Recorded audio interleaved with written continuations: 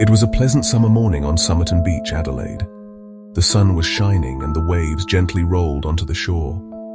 Beachgoers were enjoying the tranquil atmosphere, unaware that a perplexing mystery was about to unfold.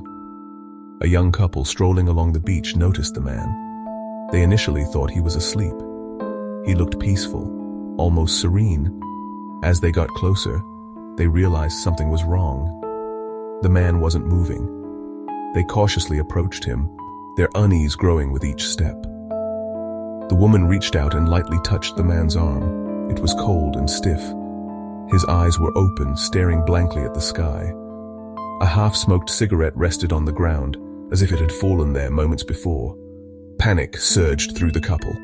They immediately alerted the authorities. The police arrived at the scene and quickly cordoned off the area. The man's appearance suggested he was in his early 40s, physically fit. He was dressed in a suit and tie, unusual attire for the beach.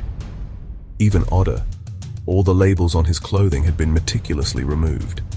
His pockets contained only a few coins, a used bus ticket, and a pack of chewing gum. The lack of identification baffled the investigators. Who was this man, and how did he end up dead on Somerton Beach? An autopsy revealed more strange details. The man's death was not from natural causes. However, there were no signs of violence or struggle. The coroner found traces of a rare poison in the man's system, but its exact nature remained unknown. The mystery deepened. The man's fingerprints and dental records were checked against national databases, but there were no matches. He was a complete enigma. Months later, a breakthrough seemed possible. A small piece of paper with the words Tamam Shud printed on it was found tucked away in the man's pocket.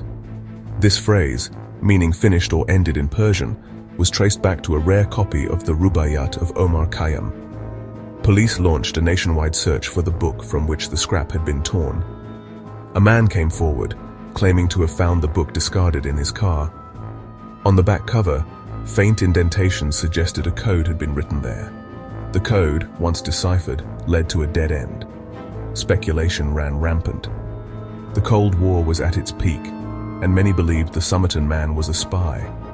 His lack of identification, the cryptic note, and the possible code all pointed towards a life shrouded in secrecy.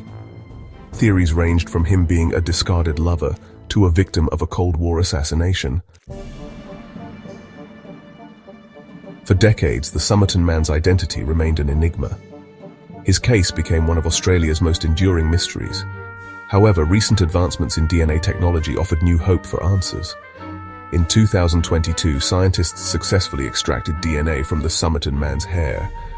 This breakthrough led to the identification of potential relatives. Finally, there was a chance to put a name to the face that had haunted investigators for so long.